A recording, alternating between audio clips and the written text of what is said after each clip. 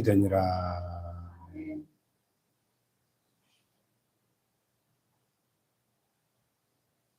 예. 아수르 제국의 18만 5천 대군이 남유다를 침공해서 유다 나라의 거의 모든 마을과 성읍들을 쳐서 점령하고 예루살렘만 위태롭게 남아서 이 나라가 멸망당하기 직전에 국가적 위기를 만나게 됩니다. 참 히스기야가 위대한 것은 그 절체절명의 위기 가운데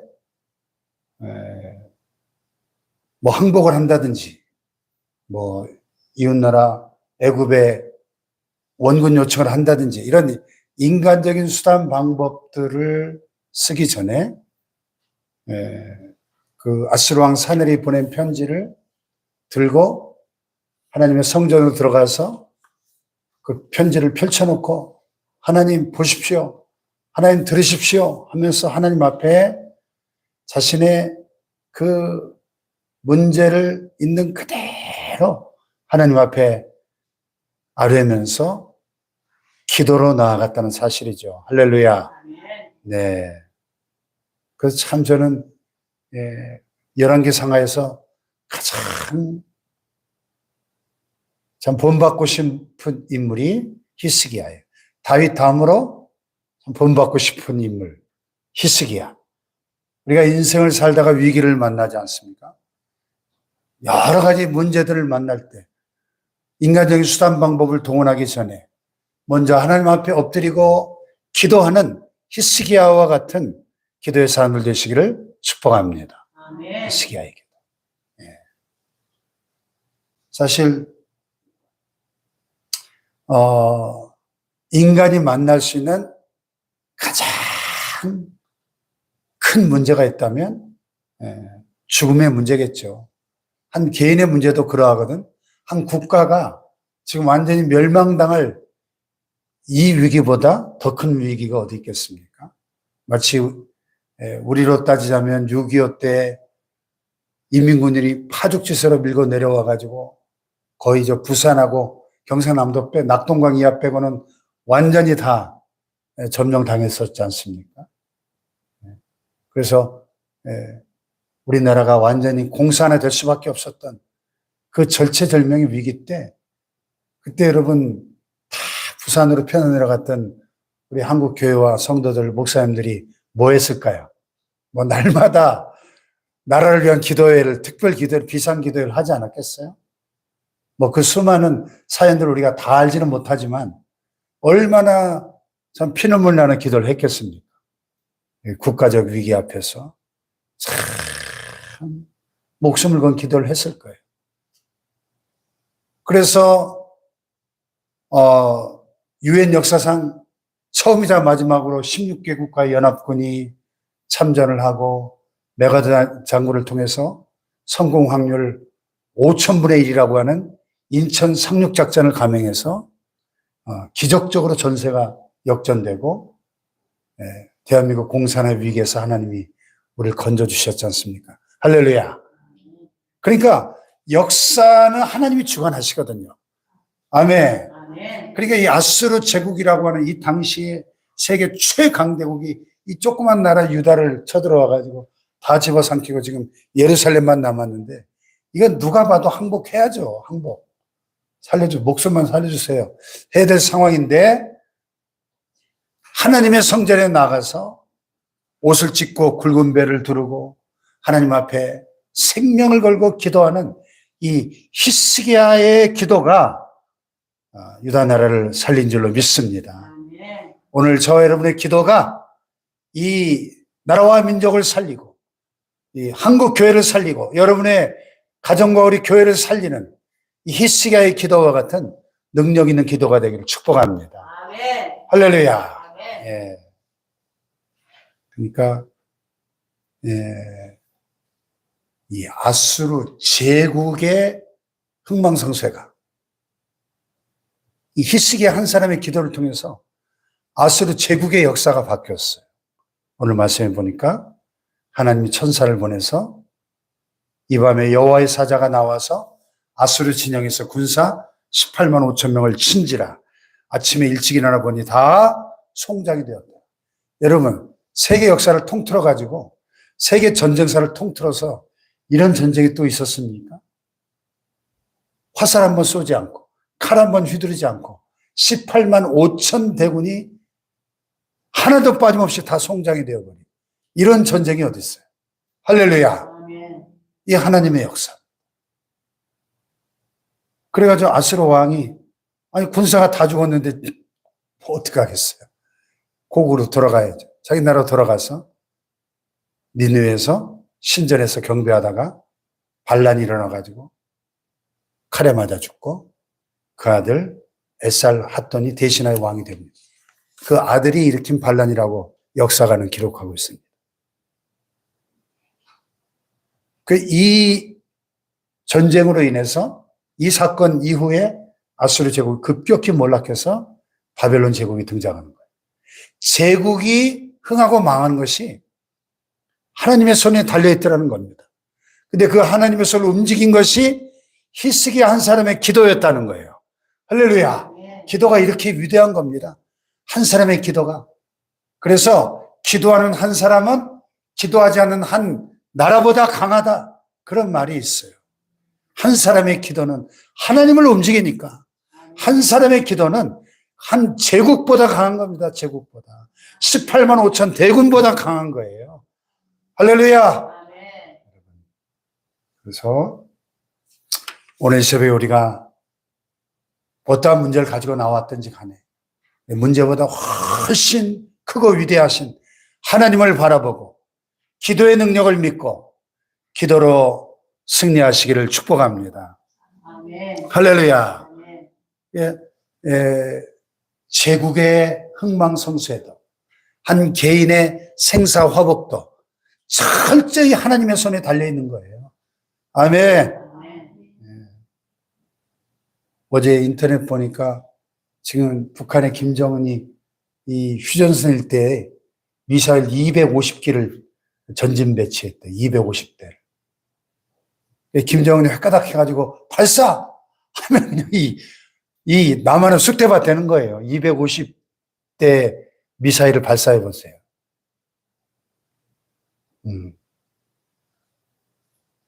그런데 여러분, 하나님이 보호하사 우리나라 만세. 할렐루야. 하나님이 지키고 계신 거예요. 아멘. 네. 걱정할 필요가 없는 거죠. 너 근심 걱정 말아라. 주 너를 지키리. 할렐루야. 네, 나라와 민족을 위해서 기도하는 우리 한국교회 많은 기도의 용사들이 있습니다. 그 기도가 이 민족을 지금 이 나라를 지키고 있는 거예요. 아멘. 히스기야와 남유다의 이 멸망의 위기에서 아수르 제국의 18만 5천 대군을 다 성장되게 하시고 아수르 왕 사네립을 심판하신 이 하나님의 이 기적적인 도우심과 보호하심이 오늘도 우리 대한민국과 한국교회와 함께하고 계심을 믿습니다. 오늘 여러분의 가정에 하나님의 보호하심이 함께하고 계심을 믿습니다. 할렐루야. 이 하나님의 능력을 믿는다면 우리는 아무것도 두려워하거나 염려하거나 걱정할 필요가 없는 줄로 믿습니다. 오직 히스기야처럼 기도로 아뢰며 나아갈 때 이 모든 문제는 해결되고 하나님의 기적적인 도우심이 함께할 줄로 믿습니다. 예, 그래서 어제 굿TV, 유튜브 굿TV에 보니까 어떤 이호선 교수님인가? 명강사, 명강의 듣다 보니까 우리 자녀들에게 남겨야 될 뭐 3가지 뭐 이런 걸 주제로 강의하시던데요. 거기 보니까 우리가 뭐 자식들에게 물려줄 재산이 없고 뭐 유산이 없어도 더 중요한 것은 정신적인 유산, 신앙의 유산을 물려줘야 되는데 그 중에 하나가 뭐냐면 극복 콘텐츠. 우리가 인생을 살다가 만나는 많은 고난과 위기를 신앙으로, 기도로 극복한 그 스토리를 우리 자녀들에게 끊임없이 들려줘야 된다. 끊임없이. 끊임없이. 네. 그래서 우리 자녀들에게, 야, 네 할아버지가 말이야 50년 전에 이런 큰 어려움을 만났었는데 할아버지가 삼각산 가서 기도하다가 그 문제를 해결했단다. 할렐루야. 이런 이야기들을 끊임없이 들려줘야 돼요. 들려줘요. 네? 근데 우리나라 부모들은 어제 또 황창현 신부 강의를 듣다 보니까 그저 그냥 자식들이 공부해라, 공부. 그 공부해야 될 이유는 안 가르쳐주고 공부해, 공부. 그 얘기밖에 안 한다, 공부해. 네? 그 역경을 극복한 그 감동적인 스토리를 끊임없이 들려줘야 된다는 거예요. 유대 교육이 위대한 것이 유대인들의 부모들은 3살 때부터 알아듣든지 못 알아듣든지 토라를 모세오경을 들려주고 5살 때, 7살 때, 그래서 11살, 12살 되면 벌써 토라를 줄줄줄줄 암송하면서. 어렸을 때부터 모세 이야기, 다윗 이야기, 솔로몬 이야기, 성경의 그 이야기들을 끊임없이 자녀들에게 들려준다는 거예요. 그러니까 전 세계 천재들은 다 유대인들이에요. 다 유대인. 할렐루야. 세계 최고의 명문대, 미국의 8개 아이비리그 대학의 60%가 유대인이라고, 60%가. 하버드 대학 전교생이 18,000명인데 그 중에 6,000명이 유대인이래요. 우리 한국 학생은 300명. 네. 그런데 300명 중에 졸업한 사람이 10%밖에 안 된대요, 우리 한국 사람들. 네. 근데 유대인들은 다 천재가 되는 거예요. 어려서부터 그 하나님의 말씀으로 교육받으니까 하나님의 말씀은 우리 아이들을 천재로 만들어주거든요. 할렐루야. 역경을 극복한 스토리를 들려줘야 된다는 거예요, 우리 자녀들에게. 기도가 얼마나 위대한가를 우리 자녀들에게 알려줘야 된다는 거죠. 할렐루야.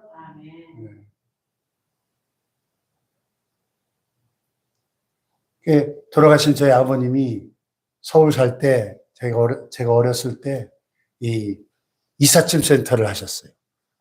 2.5톤 타이탄 트럭을 끌고 다니면서 전국을 다니면서 이삿짐 센터 하는 일도 하셨어요. 참 고생 많이 하셨는데, 예.